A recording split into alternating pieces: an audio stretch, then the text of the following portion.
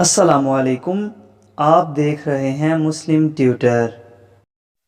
Topic number 61، فقہ حنفی کے مزاحیہ پر شرمناک مسائل۔ اس ویڈیو میں ہم یہ جانیں گے کہ کیا فقہ حنفی میں مزاحیہ اور شرمناک مسائل لکھے ہوئے ہیں، اور کیا حضرت عیسیٰ فقہ حنفی کے مطابق عمل کریں گے، اور کیا فقہ حنفی میں کتا اٹھا کر نماز پڑھی جا سکتی ہے، اور اس کے ساتھ ساتھ کیا فقہ حنفی میں جو مسائل لکھے ہوئے ہیں انہیں ڈسکس کرنا چاہیے۔ تو سب سے پہلے سنتے ہیں مفتی طارق مسعود صاحب کو۔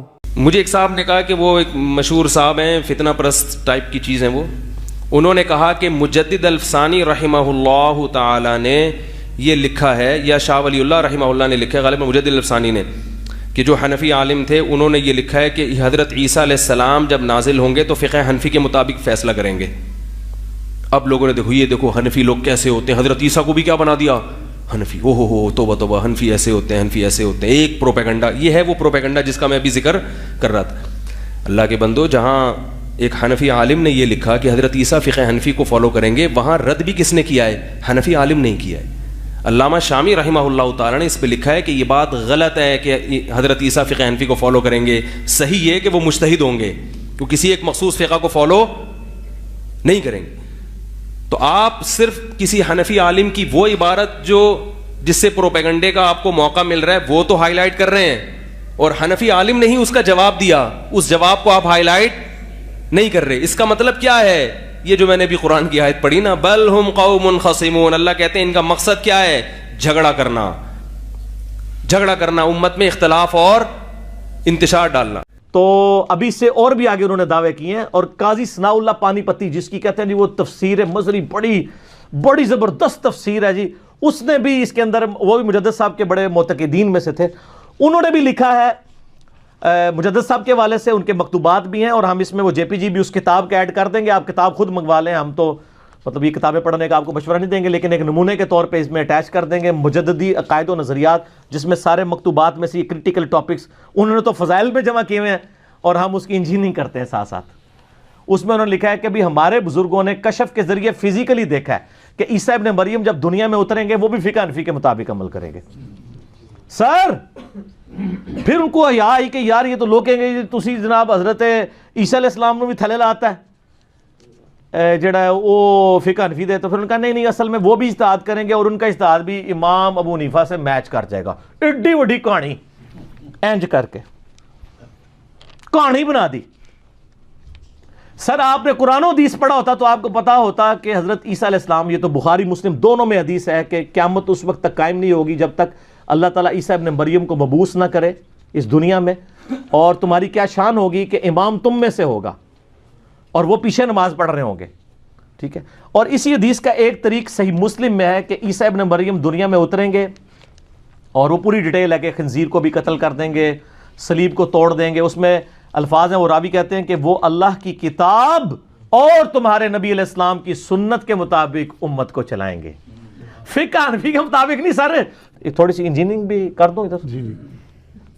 فقہ حنفی میں یہ لکھا ہوا ہے کہ اگر کوئی شخص کتا اٹھا کے نماز پڑھے تو اس کی نماز بالکل درست ہے، لیکن اگر کوئی شخص اپنے چھوٹے بچے کو اٹھا کے نماز پڑھے تو اس کی نماز باطل ہو جائے گی۔ اچھا، وہ پھر نہیں ساتھ انہوں نے ساتھ اس کے آداب بھی لکھے ہیں، وہ جیسے کہتے ہیں نا استنجے کی 98 سنتیں اور آداب، تو کتا اٹھانے کی آداب بھی انہوں نے لکھے ہیں۔ اچھا، یہ کتنی کہانی ہوتی ہے، سنتیں اور آداب کا مطلب یہ ہوتا ہے کہ سنت ایک ہی ہوئے گی، باقی سارے بابیاں دے آداب ہوں گے، تو وہ جھوٹ سے بھی بچ جاتے ہیں، توریہ کر لیتے ہیں۔ تو کتا اٹھانے کے آداب، تو فقہ حنفی میں لکھا ہوا ہے کہ کتا اگر آپ اس طرح اٹھا کے نماز پڑھیں، دیکھو کڈی وڈی کہانی ہے، تو اس کے منہ کو باندھ لیں گے کہ آپ کو زبان مار دی، کیونکہ اس نے زبان مار دی تو کپڑے ہو جائیں گے لاپاک، تو نماز تو آپ کو پھر دوبارہ لٹانی پڑ جائے گی۔ اور کہتے ہیں بچے کو اٹھا کے کریں گے، بچے کے ساتھ کیوں کیا؟ کیونکہ ان کی اسپیسیفکلی دشمنی ہے حدیثوں کے ساتھ۔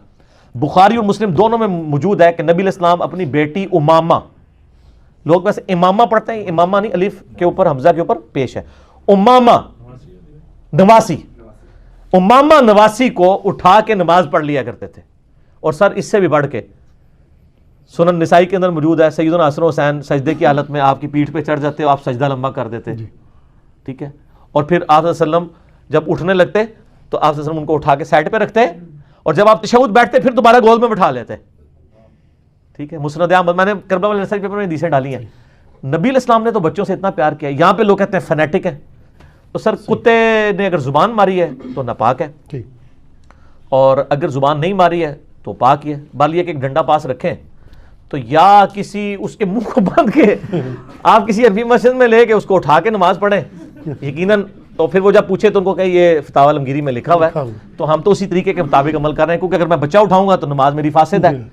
تو وہ بہتر ویسے یہی ہے کہ وہ کتا اٹھائیں اور ایک بار جناب انہوں نے مسئلہ سمجھا دو فزیکلی, ٹھیک ہے جی, مسئلہ سمجھا دو انہوں نے کہ اے مسئلہ دے صحیح, ٹھیک ہے نا.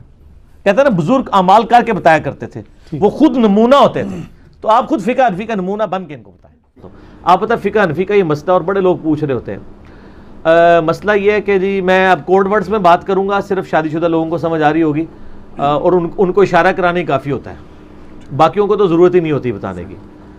تو وہ یہ کہتے ہیں, اچھا ان کو آپ بتائیں گے, ٹھیک ہے اچھی بات ہے. وہ کہتے ہیں کہ جی اگر کوئی شخص یعنی شہوت کے ساتھ اپنی ساس کو چھو لے, ٹچ کر لے, تو اس شخص کی بیوی اس پہ ہمیشہ کے لیے حرام ہو جائے گی. 3 طلاقیں کیا بالکل اگے ہی ایٹم بم پہ گیا ہوتے تھے. اور اسی طریقے سے اگر کوئی سسر اپنی بہو کو شہوت کے ساتھ چھو لے, اس بیچارے کے خامند کو پتہ ہی کوئی نہیں ہے, وہ اس کے لیے ہمیشہ کے لیے حرام ہوگی, اس کے خامند کے لیے. یہ فقہ حنفی کا پیٹ مسئلہ ہے, بار شریعت میں لکھا ہے, در مختار میں, رد المختار میں, اور اس کو بڑا وہ فخری ہے جب کسی کی شادی ہونے لگتی ہے نا تو اس کو کتابوں میں پڑھاتے ہیں یہ مسئلہ. ویسے تو عام بندے کے دماغ میں یہ بات آتی بھی نہیں ہے, ٹھیک ہے, وہ پہلے ڈلواتے ہیں. قدوری شریف, پنجابی میں کہنا قطوری شریف, اچھا جی, اور قدوری شریف اس طرح نہیں مسائل لکھے نا, کتے سے, گدے سے, یہ وہ. 5ویں کلاس کا بچہ, سانو جناب یونیورسٹی پہنچ کے بھی یہ گلا نہیں سن پتا, 5ویں سال کا بچہ آپ جا کے مدرسے میں چھوڑتے ہیں, وہ قدوری بدماش پڑھا دیتے ہیں اسے, اس کو یہ سارے مسئلے ایجوکیٹ ہونا شروع ہو جاتا ہے.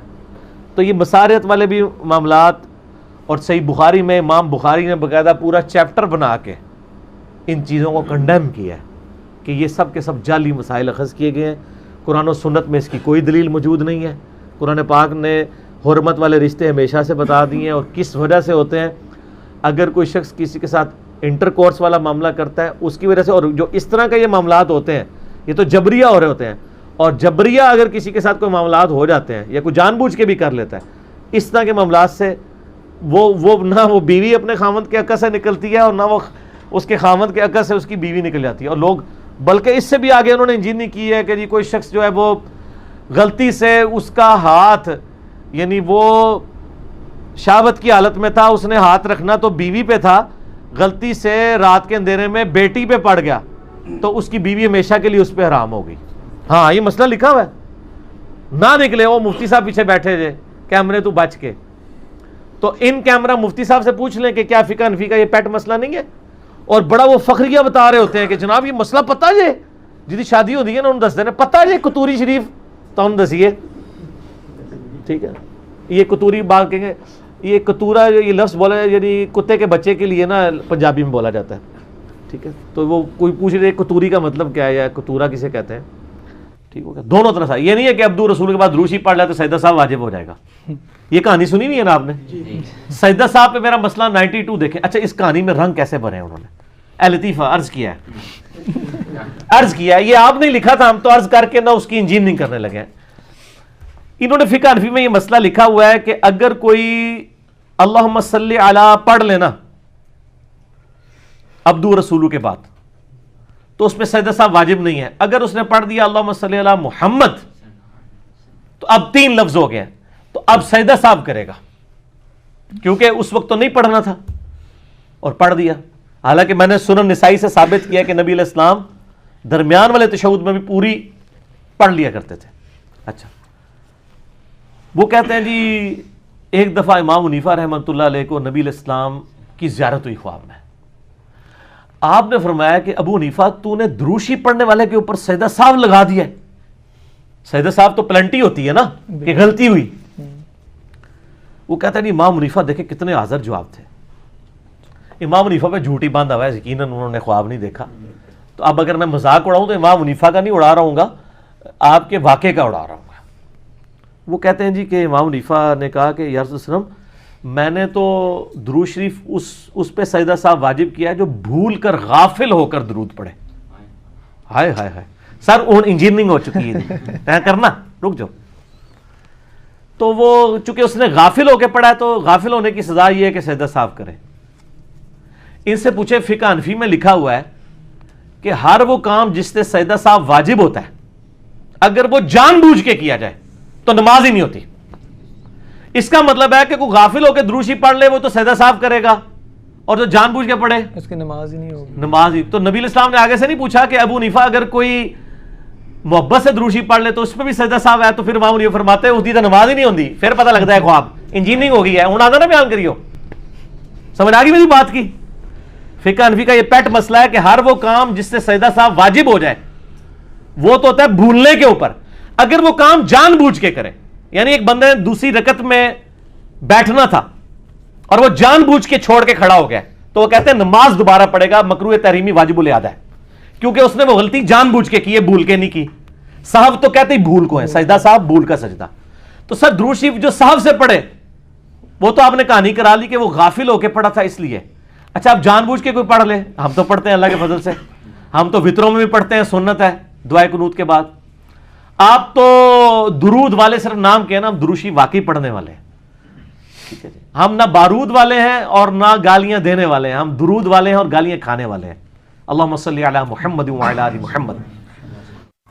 انجینئر صاحب نے فقہ حنفی کے جتنے بھی مسائل بتائے ہیں آپ ہمیں کمنٹ باکس میں یہ بتا سکتے ہیں کہ کیا یہ درست ہیں, اور کیا علماء کرام کو ایسے مسائل عوام میں ڈسکس کرنے چاہیے. اور اس کے ساتھ ساتھ اس ویڈیو میں کہی جانے والی تمام باتوں میں سے آپ اور اس بات سے اختلاف رائے کر سکتے ہیں جو قرآن و سنت سے ٹکراتی ہو. ویڈیو پسند آنے کی صورت میں لائک کریں اور ہمارے چینل مسلم ٹیوٹر کو فالو یا سبسکرائب کر کے بیل آئیکن ضرور دبائیں. اللہ تعالیٰ آپ پر اپنی رحمت فرمائے.